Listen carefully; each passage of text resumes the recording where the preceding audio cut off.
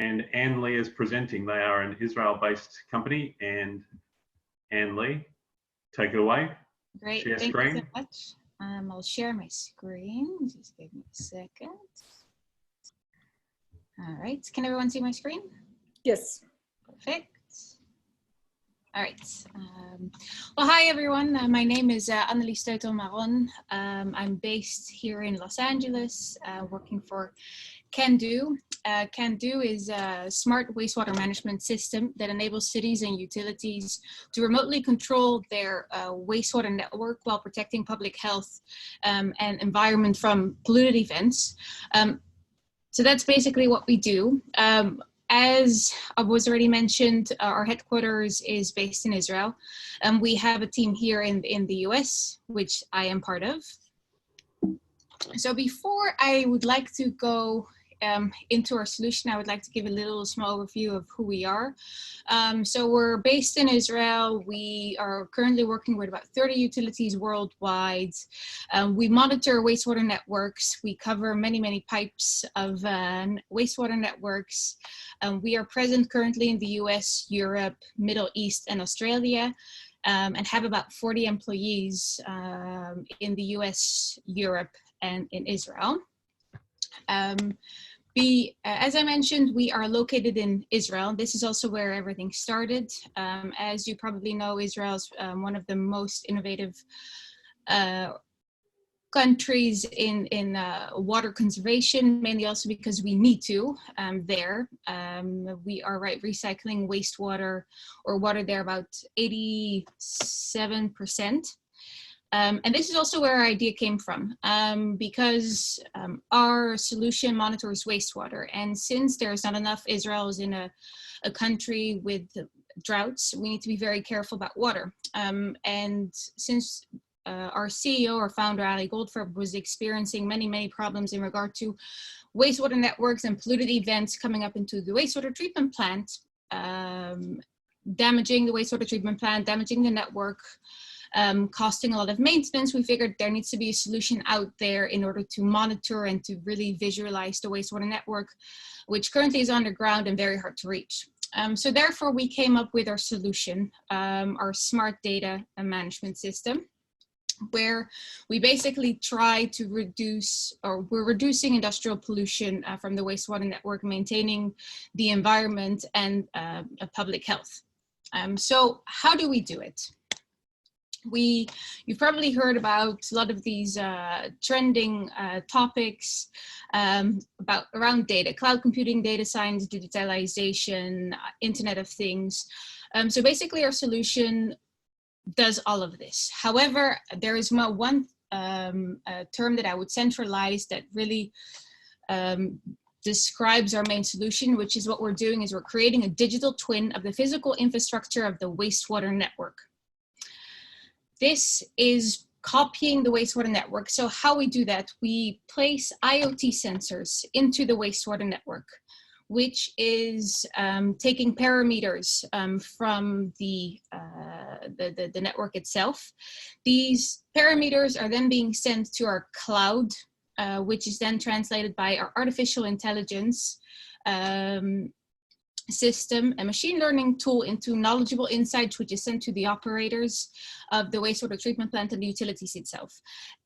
This is how we establish and visualize the pattern of the wastewater network into our dashboard, where we also showcase the type of events.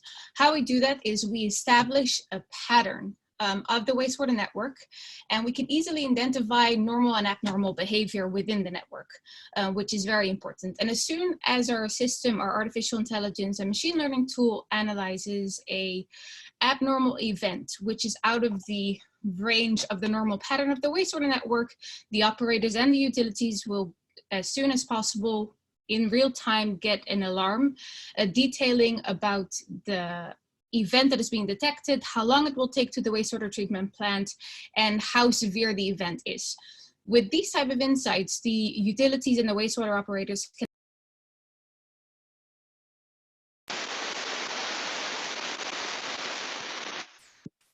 We lost your connection, Anne-Lee.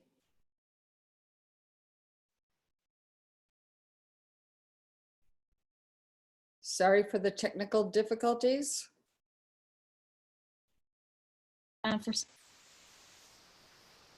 Yeah, so what's the last what you heard? Because my for some reason my AirPods keep on connecting.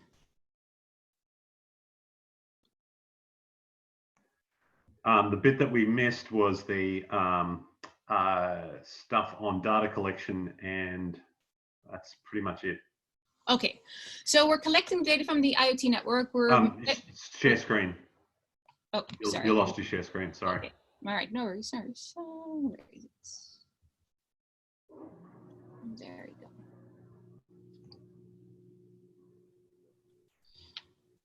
All right. So I mentioned the digital twin. How we do it, we use the IoT sensors. The IoT sensors are measuring basic parameters which establish a pattern behavior of the wastewater network, which is detecting events. Then we distinguish normal events, or the pattern, normal events and abnormal events. And as soon as our system in real time detects abnormal events, an alarm is being sent out to the operators and the utilities itself. And then from there on, they can take knowledgeable strategic decisions on how to continue to operate. Because, for example, if the event that we detected is very severe, the system will definitely recommend or will provide you with the information on how long the event will get to the utility, how long it will, where it is located, and an automatic sample by the IoT sensors is taken, which is to be analyzed by a laboratory.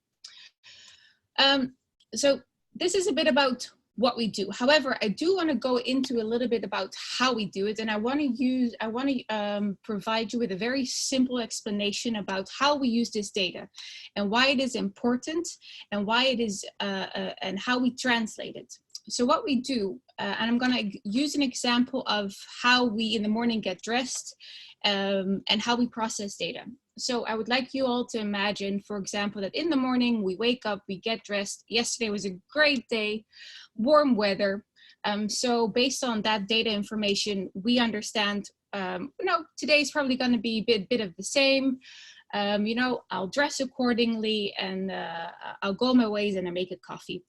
Along the way, we hear the news. We hear different types of information, Trump about the coronavirus, the liftoff in Wuhan, and these type of things, which some data is important for us, but some is not. But then we hear the weather forecast. And the weather forecast provides you information that it's actually going to rain. So what we do as a person, we use this data, we extract the noise because we don't really necessarily need the data from Trump and the coronavirus or Wuhan in regard to getting dressed. We process this information and we use it to our own knowledge to create insights that most likely dressing in shorts might not be as handy as it would be in a little bit of a warmer clothing. So with these insights, you're utilizing yourself to create a wisdom to change your behavior. And this is basically what our system as well does, but purely based on the wastewater network, the data that we get, and understanding of the pattern and the wastewater network events, pinpointing the source of pollution, the length of time it will take to get to the utility, and what it actually is. So that's a little bit in background information about our system. Just to recap, we basically see data in wastewater and we utilize it and we provide operational insights for this.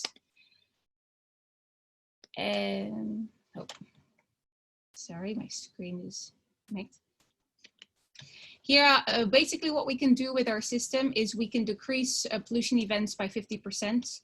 We can decrease 10% of your OPEX costs from the utility, and we can limit your wastewater discharges into the environment by 0. So those are one of the benefits of our system. As I mentioned, we are located in the US. Here we have a couple of projects in El Paso with LA County. We're speaking to a couple of other situations here, but I specifically would like to discuss one of a larger project that we have here in El Paso, which is focused on water reuse, where we help the utility company monitor the wastewater network in order for them to enable a water reuse project and to meet the water quality standards required to be eligible for a water reuse project. This was a bit difficult for them in the beginning because they didn't have a full understanding of what was going on into the wastewater network. And as we always say in Kando, it's not as important until we need to reuse the water and you really need to understand what's going on in the water. So this is what we've done in El Paso, and where we actually helped them detect a very large problem that their cooling tower was masking the events in the wastewater network. So our system, as soon as analyzed it, we're able to detect the impact of the cooling tower and understand that the wastewater network is not behaving as it should, because there should be some pollution in there. And we were able to unveil that and actually understand the pattern of the wastewater network, indicate and visualize the events going on, and ensuring the team to give them the insights on what to do in the events and what polluted sources to address in order to improve the wastewater network. So that's basically Kando, what we do. If you have any questions regarding wastewater network, pollution events, a bit more questions about our data or solution, feel free to reach out later, and I'm available here. Thank you, Anne-Lee. Thank you very much. All right, I'm going to open this up for questions now, and if you could ask the questions through the Q&A, that would be terrific. I have a quick question while the questions are coming through. Anne-Lee, you guys are in essentially located here and until I guess you move, right? Until you go to the East Coast. Mm-hmm. You have another group of people in Colorado. How you're also in Israel. Are you looking for anything in particular? Are there more pilot projects that you're looking for right now, or are you looking to scale the market? So we're doing both because often our solution requires a bit of work. So what we normally do is we offer a pilot project of about 5 months for the utility and us to really collaborate together on, what are the challenges that the utility itself has, what type of pollutions do they experience, and from there on deploy our system. And from that point on, we'll show them what we can do, and then we get to the second phase where we deploy larger projects. Because often we see that the utilities here would prefer to really understand our system because it's a pretty large scale project if we're going to putting it out for a longer period of time. So therefore, we do offer a pilot project about around 5 months where we can collaborate, where we afterwards will go into a second phase in discussing larger scale projects. Anne-Lee, there's a question here. How did you get your first clients in the US? I'm actually interested in this question too, from the perspective that you've come from a different country. There are some cultural barriers. There are also some market barriers going from a really small country like Israel, in spite of the fact that there are a lot of water related projects, to a very large country with lots and lots of infrastructure, pre-existing infrastructure. I'd really like to know a little bit more about that as well. So that's the first question. So we are looking also for partners. So we were working together with engineering companies. And this is actually, we were attending one of the conferences, and the engineering company Corollo approached us because they had a project here and a research a project where they were looking for a smart wastewater management solution, where we basically filled or we met all the requirements that they had. So they connected us to Ventura and El Paso, actually, where we did our first 2 pilot projects in the US. So, and currently we're working with multiple engineering companies and partners, hardware companies, software companies, but also engineering companies. I would like to also add that it's been a great partnership with Israeli companies coming and partnering with California through the Israeli-California Clean Tech Initiative. through the trade agencies. That's been, I think, a really good way of understanding opportunities and challenges and showcasing entrepreneurs from both countries. I have another question here. How do you perform during big weather events, hurricanes, etc., heavy rainfall, tidal flooding, and anything else that might impact stormwater systems? So our detection system, the IoT sensors, measure all kinds of parameters. Like we measure flow, we measure the loads, pH. So in that regard, the systems continue working. If we're talking about sort of communication aspects of our IoT systems, through hurricanes and these type of things, we've understood that so far the cellular network where our communication is based on from the system works best. And our remote IoT sensors are run on batteries, which last for 9 months.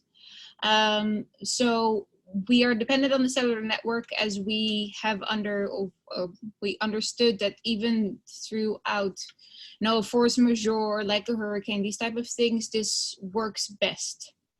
And of course the batteries, this is how we continue operation. All right. Any more questions? Going once, going twice. All right, Anne-Lee.